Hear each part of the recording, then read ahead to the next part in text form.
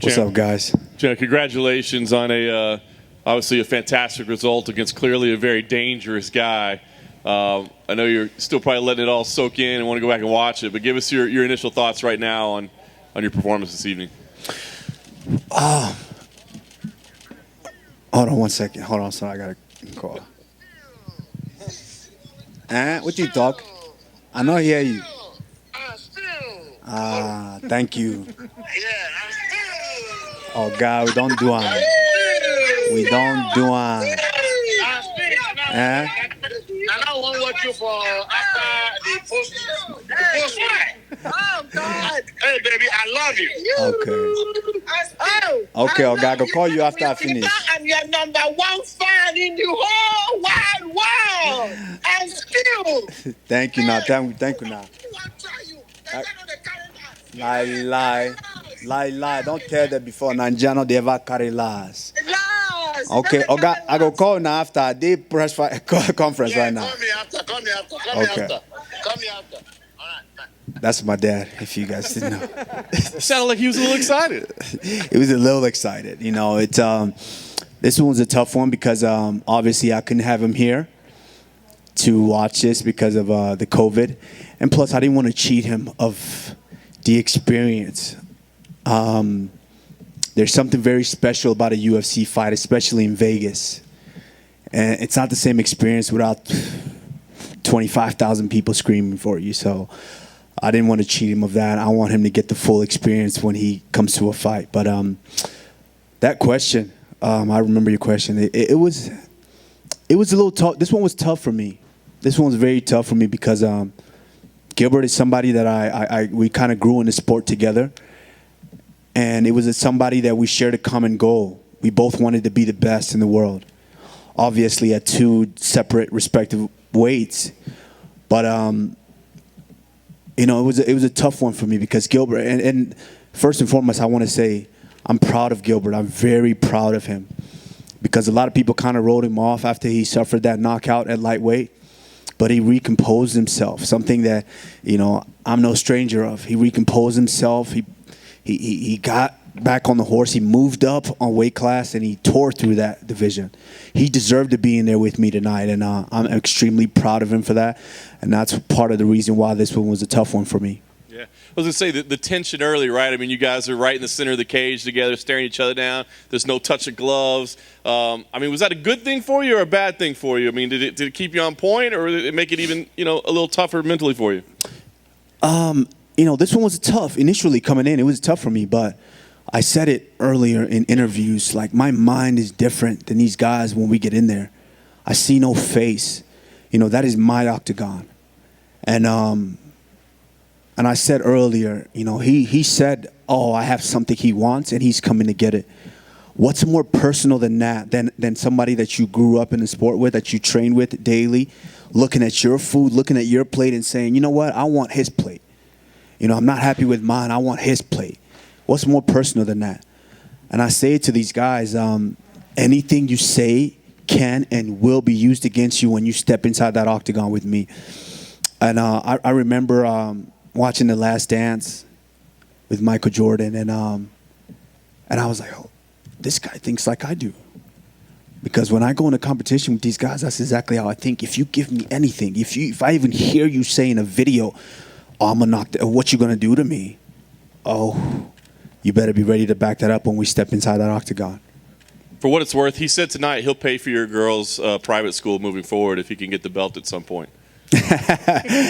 Of course, you know, I'll bring it back home, and you know, like I'm no stranger to it. Like I would definitely try to, you know, I know this one's gonna be tough for him, but you know, he's a champion in his own way. And he'll get back on the horse. And, you know, I'd be more than happy to, you know, go to dinner with him.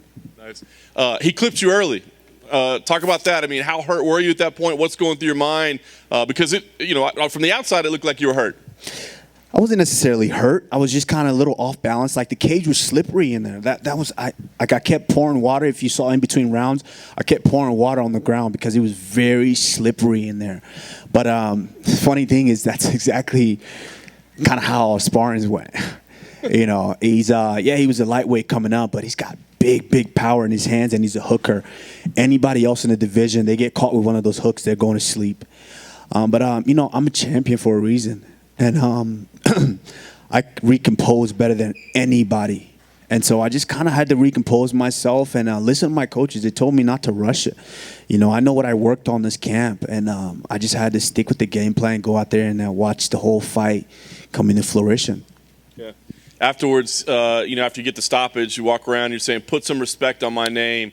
I'm curious, who do you feel like is not giving you the respect? Everyone. The critics, the media, all of them. Not that I really give a shit, but I give a shit. I'm an artist, and I'm sensitive about my shit, So put some respect on my name. Like, that pound-for-pound list is not a popularity contest, I haven't really lost rounds in here. I control what goes on inside that cage. And, it's just I feel just because I'm not the loudest guy in the room, I'm not the most braggadocious, I don't get in trouble outside, I'm not in headlines all the time. I feel like they kind of, let's be honest, they kind of disrespect me in a sense, That pound-for-pound list is not a popularity contest. I need to move up on that list. Yeah. And I know you kind of mentioned the emotions that were involved. You and Gilbert had a nice embrace afterwards. Can you share kind of what was said there? Yeah, man. Like I said, this one was a tough one for me. When I step inside there's no friends. Like he said it himself. Just give you, that's how my mind works. He said I have something he wants and he's coming to get it. What? What's more personal than that? He said that himself, and so I had to go in and take care of business. I see no face in there. But once the fight was over, I had to come to it, and I realized that I just did that to somebody that I spent time with, someone I care about. I care about his kids. I watched them grow. And, it was very, very tough for me to have to do that to him. So I just talked to him, and I told him he deserved to be there. Everyone thought he was down and out, and he had to rebuild himself back up, move up a weight class, and tear through guys. He deserved to be there, and I'm extremely proud of him. Yeah. Last thing for me, I know you want to enjoy this moment, but I know you have goals to continue dominating the division. So it sounds like Leon Edwards and Colby Covington might be a fight that's coming up, but you also had some very strong words for Jorge Masvidal immediately after the broadcast. So do any of those names, is that Masvidal fight more important to you than maybe the winner of Edwards Covington? Well, like I said, put some respect on my name for a reason.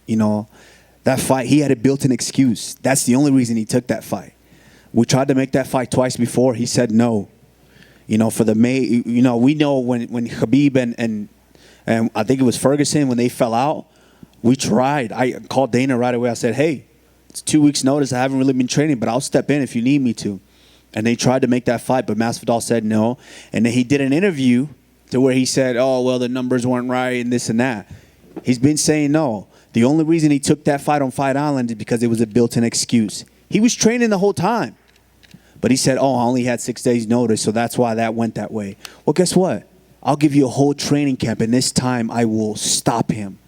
I promise you. That's why I was disappointed in myself that last fight, because I know I could stop him. But with all the circumstances that took place, I just went out there and dominated him from start to finish. So this time I will stop him if he wants to step up. But I guarantee you he doesn't want to. He's going to be quiet. Is that the one you want, though, above anything else? They can all get it. I don't care. They can all get it. They need to show me some activity, Show me something. And step up and and we'll take care of business. Kamaru, what's up? I was going to say, Kamaru, you're still a relatively young guy, but are you starting to think of your place in the history of this sport and in the division, given what you have already accomplished? And you won 17 in a row now, and the number of title defenses you have. No, I'm not. The only part of history that I think about is the fact that I'm the first African-born champion, and what that means to all of the children, all of the people across the continent of Africa, and not just Africa, but all across the world. Places like Indonesia, China, everywhere. That's kind of what I care about. With great power comes great responsibility, and the fact that I was able to do it with the circumstances that I was born into, that's really what's important to me. As far as, where I am in winning, I don't know how many numbers you just said, but that's as long as I focus on my fight and take it one at a time, the rest is just going to pile up. So I don't worry about those.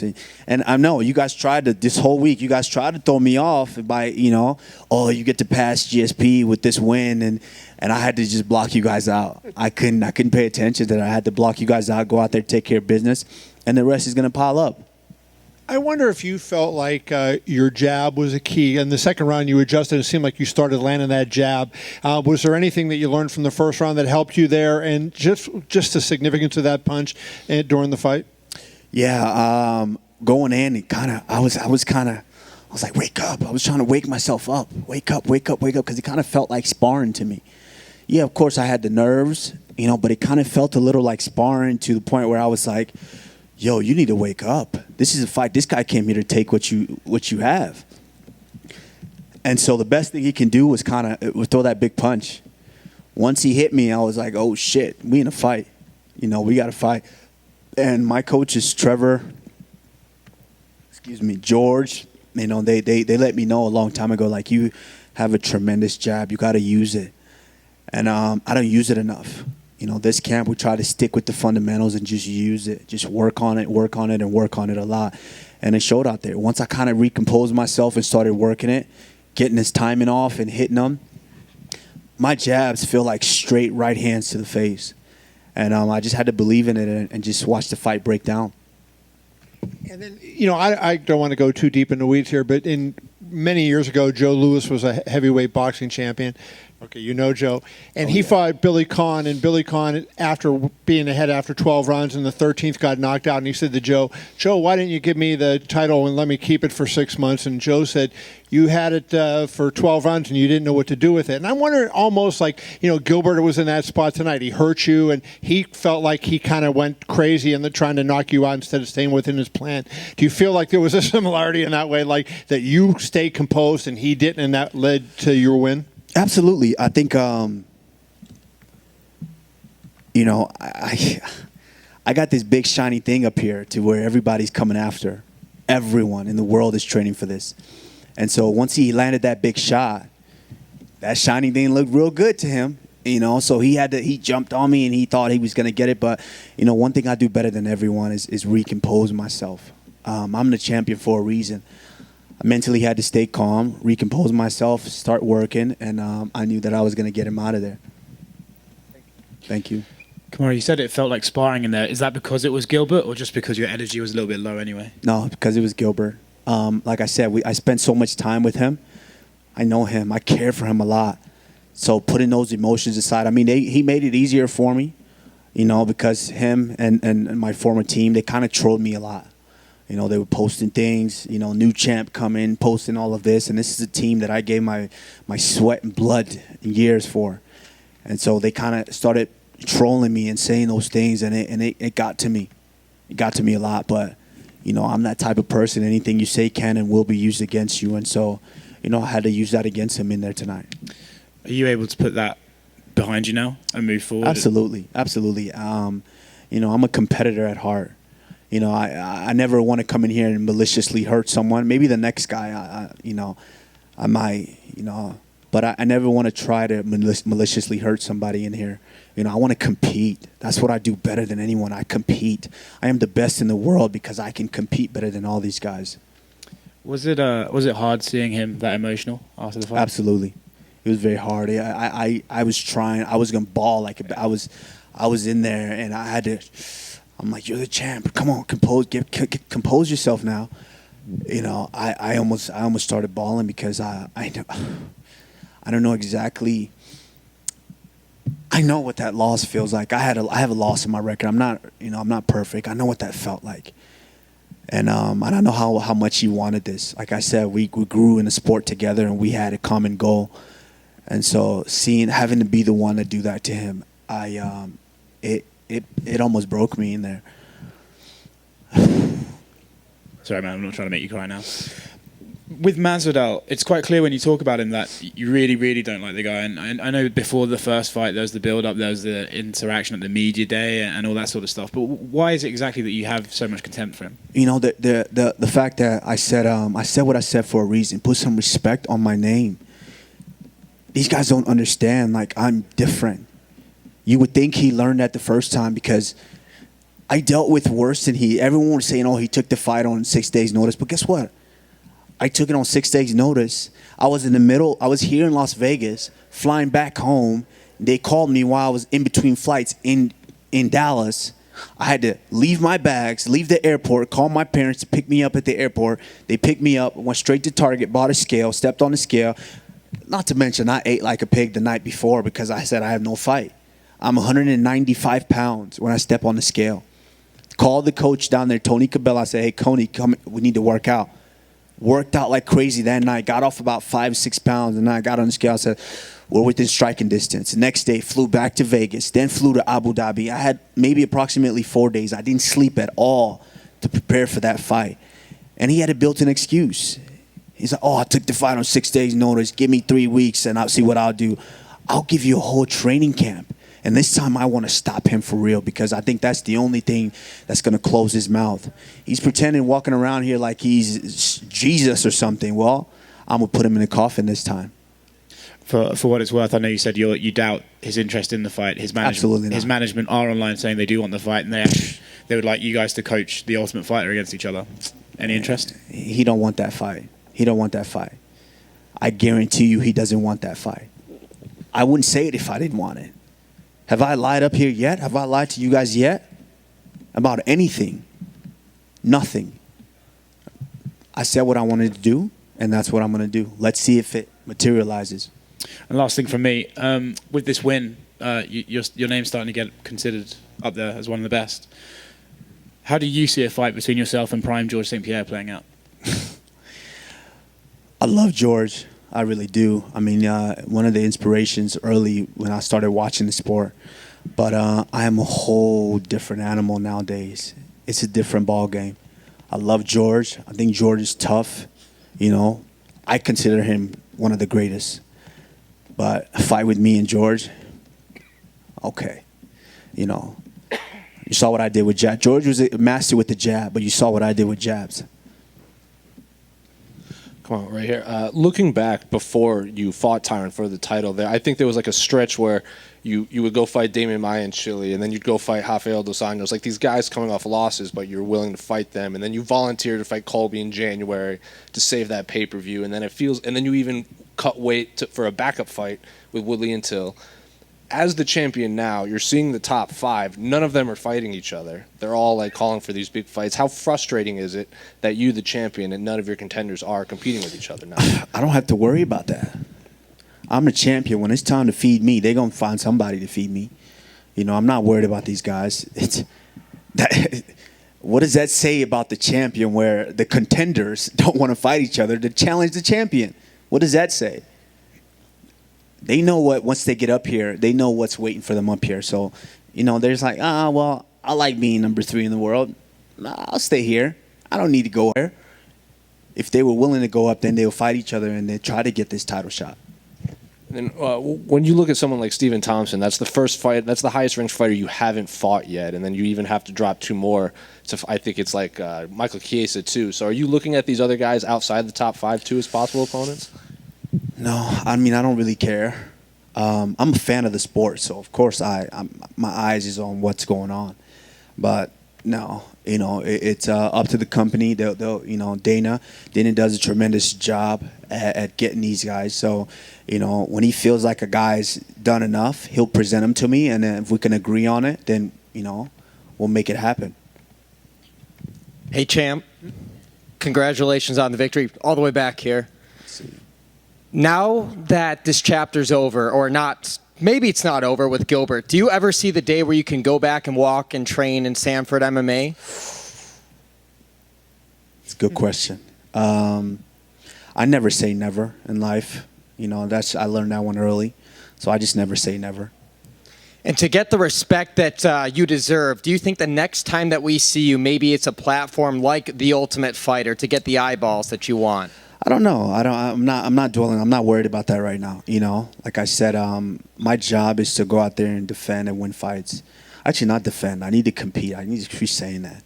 I don't defend this belt. I compete each and every time for this belt. That's how I approach this. So, that's all I'm worried about. I'm going to sit with Dana. We're going to talk about it, and we're going to decide what we're going to do moving forward. But, I'm not really worried about that right now. Right now, I'm thinking about my little girl. And lastly, if you care at all, do you have a preference at who Leon Edwards fights next? No, I respect Leon. Leon's is done some good work. It's unfortunate that he hasn't been fighting as much as I think he would like, but much respect to him. Once he gets up here, we'll do it again. Congrats. Thank you. Kamaru, over here on your left. You've seen a lot of champions have different reigns. Some guys were able to fight all of the guys in their division. Other guys, it seemed like they had those money fights sooner and, did big business for them in a short span. I know the business, you leave it to, your people. But when you think about your run, your championship legacy, what kind do you want it to be? Is it where you fought all the guys, or where you just had the biggest fights regardless of the numbers? I just take it one fight at a time. I'm not really worried about that. I don't come in and say, I want a big fight. I want this. I want that. I mean, of course, I would like George, but I don't want George because of money or anything like that. Like I said, I'm a competitor. I want George because George left on top. George can still do it. I see him training. Don't think I'm not. George, I'm watching you. I see you training. George can still do it. So if there's potential for that big fight, if George wants to come back, then of course, George can cut the line, absolutely. But I'm not necessarily worried about that big money fight right now. I'm just worried about the next guy, and that's what I do. I knock off the next guy, and I knock off the next guy. Then you guys look back and say, "Shit, he's beat everybody." That's all I'm focused on. I know there's a lot going on in the lightweight division. But if any of those guys ever said, I want to move up and take on the Nigerian Nightmare, do you feel like, they would have to get in line because you have so many guys at welterweight? Well, first they got to get through Justin Gaethje. So that's a savage down there. They got to get through him first, and then they can even look at this weight division. How do you celebrate a night like tonight? I'm going to go back to my room, drink a lot of water because I'm dehydrated, and I would love to call my daughter, but I'm pretty sure she's asleep right now. So just go in my room and try to decompress. It takes a lot out of you going in there. I'm not a guy who has to party right away, after a fight. I like to go and decompress. If I was getting paid, I might go to a little after party spot. But, right now I would love to just go in my room and just decompress. Is there a reason you have the 007 look, or does it just the suit look good? Man, I'm dressed for business. When I come in here, it's all about business. It's no games. I'm very calculated. If you guys haven't realized by now, it's no games to me. This wasn't I saw no face, no friends, none of that. Even to the walkout song, it's no games to me. This is real. I am as real as it gets. I'm a competitor. I might not brag the most. I might not yell the most or scream the most or be the loudest one in the room, but trust me, I am fucking real. Congratulations. Thank you. Kamaru, when you were, after the fight, you came to the middle of the ring, you were on your knees looking at Burns, his back was to you as he was dealing with the loss. What was going through your mind there? It was hard. That was very, very hard for me to see. Because I was responsible for that.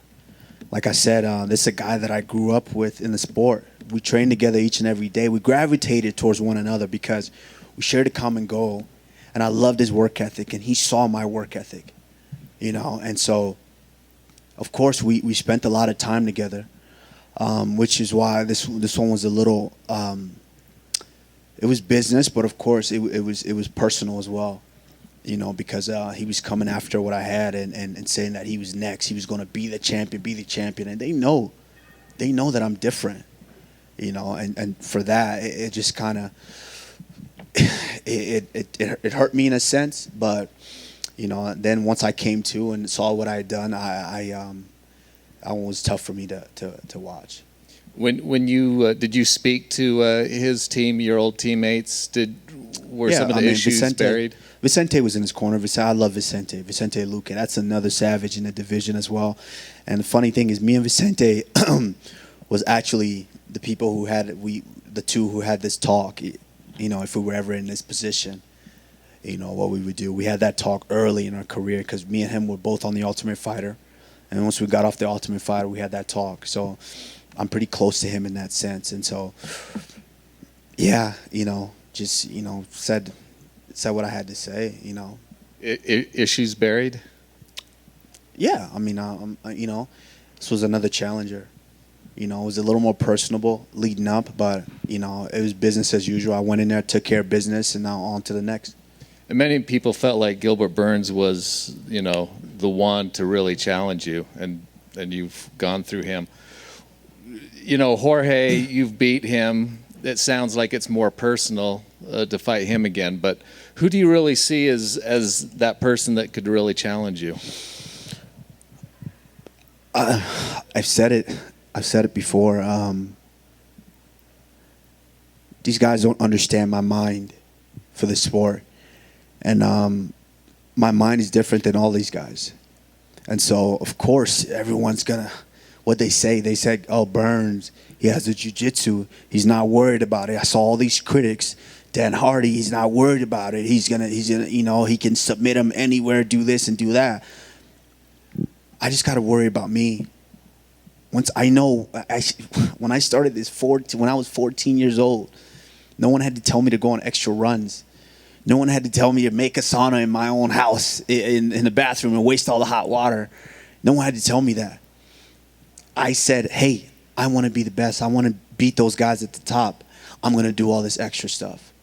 That's how my mind works. So when I get in there, it's different. These guys don't understand. It might not look the prettiest. And so people are sitting at home, oh, I can do that. I can do that. What did Tyron Woodley say? He said, I would do everything better than you. What did I say to him? I will dominate you in every aspect of the game. And what did I do?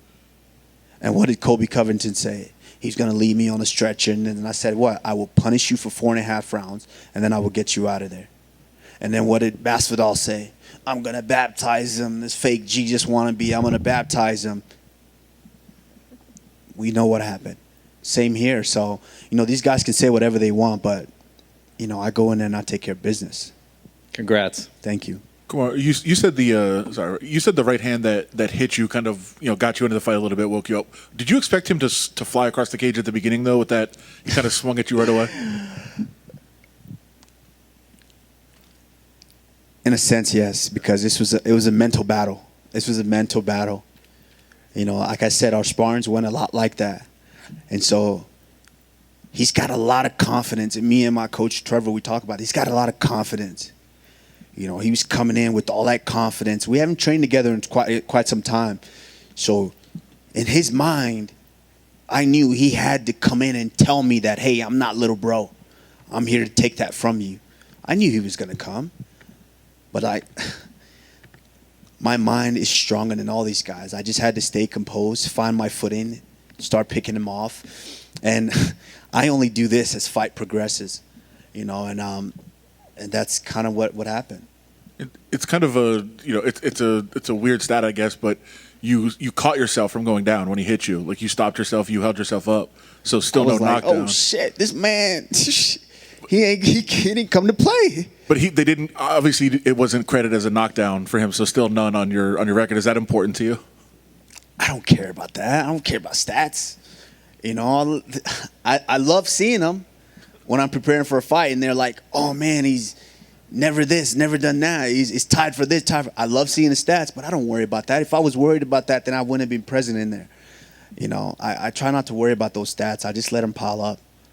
And you've talked, here and there, bits and pieces in the past about your dad and his story, but now that it's kind of out there, everybody got to watch the piece and everything and understand that. Like, how did you feel just having, kind of your life opened up like that?